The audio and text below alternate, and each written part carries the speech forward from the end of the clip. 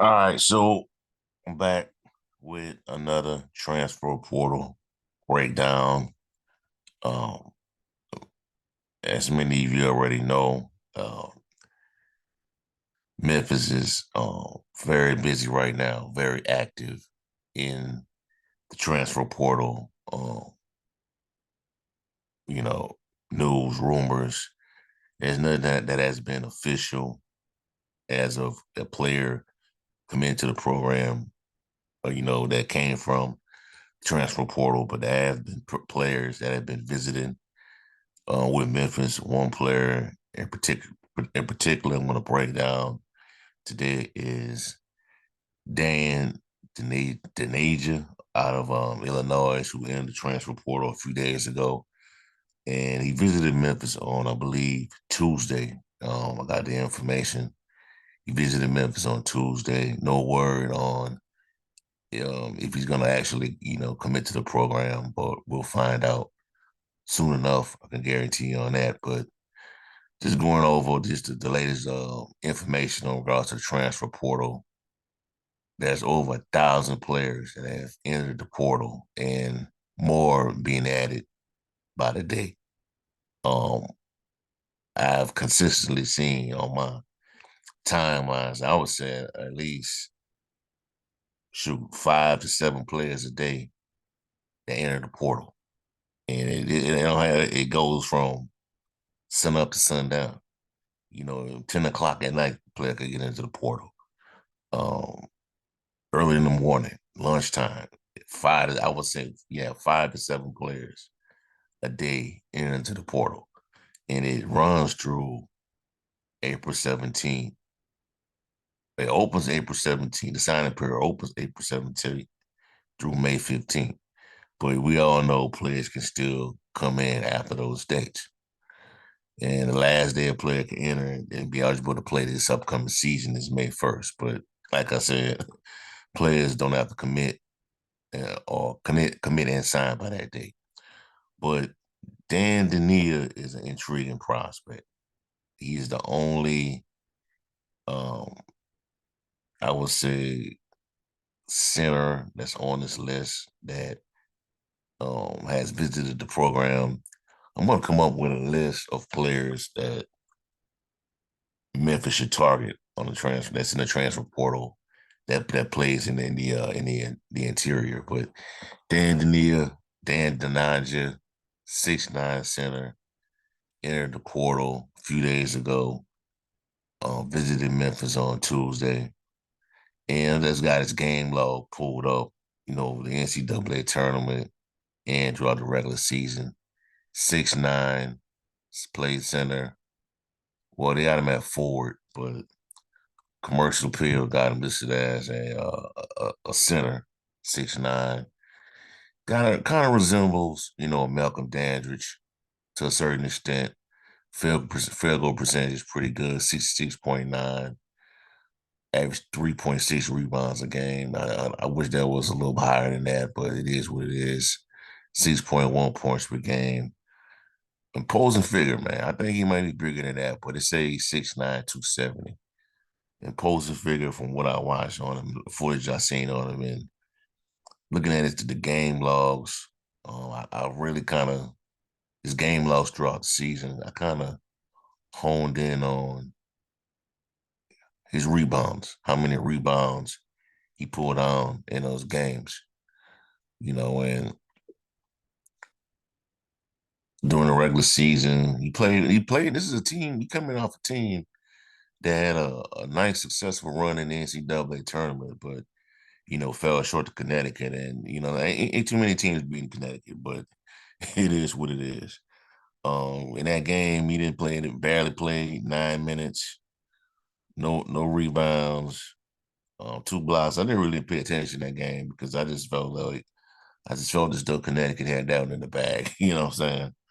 But prior games, previous games, yeah, played 14 minutes against Iowa State in the Elite Eight, 6 rebounds, 2 blocks, 7 points. Sweet 16 against Duquesne, he had played 13 minutes, 8 points, grabbed 5 rebounds,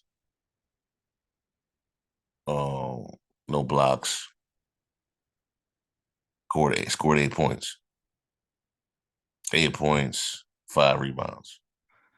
Second round East region against Morehead State had 21 points, 8 rebounds, 2 blocks. So in total, we averaged 9 points per game at the NCAA tournament. 9 points per game, 4.8 rebounds per game, averaged 14.8 minutes per game. Regular season, he had a few games where he had be pretty, he performed pretty well against opponents. 7 rebounds here against Wisconsin, 8 rebounds against Ohio State in the Big Ten tournament semifinal round. Quarterfinal round against Iowa, 5 rebounds, 9 points. 8 rebounds against Iowa in the regular season, 6 points. Solid player, solid role player. If he comes here, I think he would challenge for a starting position. I think this is mainly what this is about.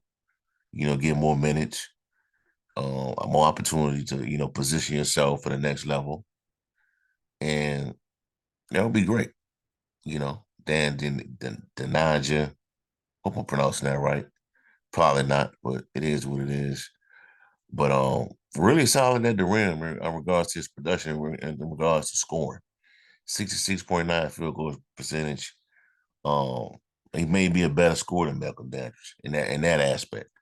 And if you put him as a starter at the 5, you may really get to see what type of player he is compared to what you saw. The huge sample size we saw at Illinois. Because there's 21 points, 8 rebounds performance against Morehead State saying something. Says it shows that something is there. Some potential, some untapped potential is there that maybe coming from Illinois to Memphis, Penny Hardaway can get this out of him, you know. But I just want to look at the rest of the players that Memphis has reportedly had interest in, um, add to the roster for the upcoming season. Now, by the time I say this, and by the time I publish this video, some of these players probably may have committed to another program, but we'll see.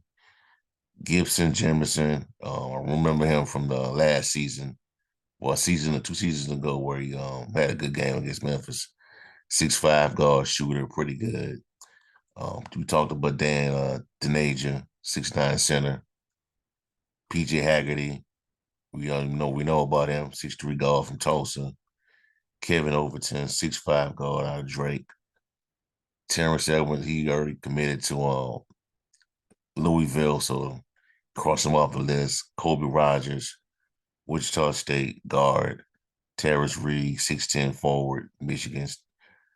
I wouldn't mind having him on the team. Roger McFarland out of Southeastern Louisiana guard.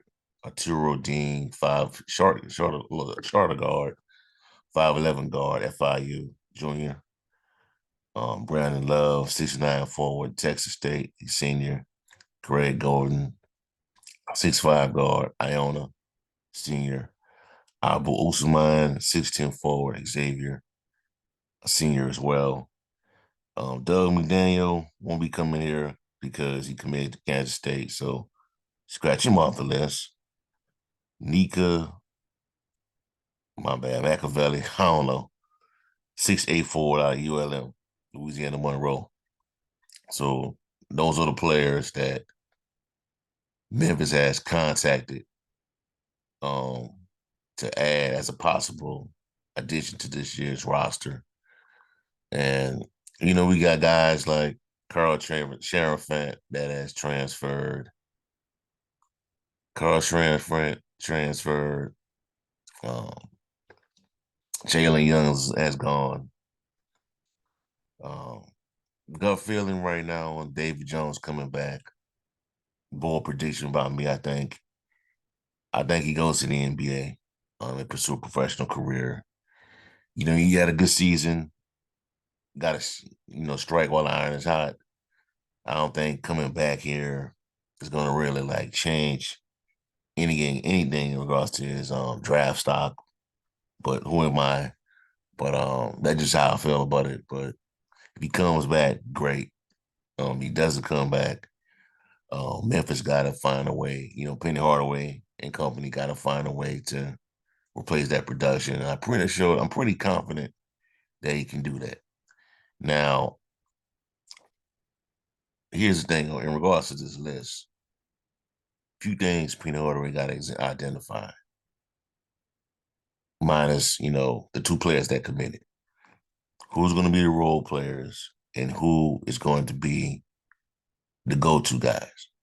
You have two go-to guys, two stars, a shooter, and that third option, where that third scoring option that can occasionally get you points when the other two may be in, or one of the other two could be in foul trouble and things like that. We gotta identify those guys. You can't have a roster of ball dominant players or players that don't have defined roles on the team. You can't let these guys go out there and be on autopilot. Can't do that this time. Plain and simple. So that's what Penny Hardaway is going to have to figure out. And I'm confident that he has learned his lesson, and get back to his roots. Don't don't change what you're really good at to fill the roster. And if we're being honest, a lot of those players that he added last season, he probably didn't even need. He needed more role players to go around David Jones and Javon Cornerly, you know. But we'll see how it play out, man. It's only the beginning.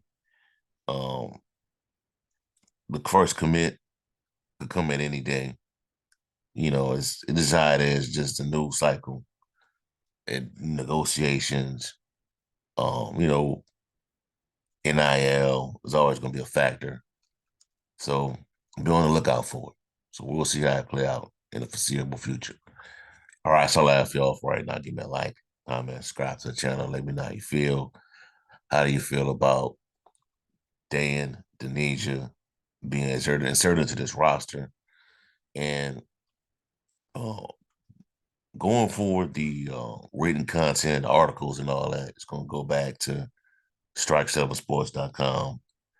The Memphis Tigers page on the site. Content will no longer be published. Written content will no longer be published on the Memphis Wire website. I just don't have the time to operate two websites at once. So it is what it is, but still gonna be called Memphis Wire. Memphis Tigers on Strike 7 Sports. Still gonna have that name, same content, all that. It just will be on Strike 7 Sports website. So that's all I got to share for y'all for right now. Have a blessed day. Be safe out there. Peace.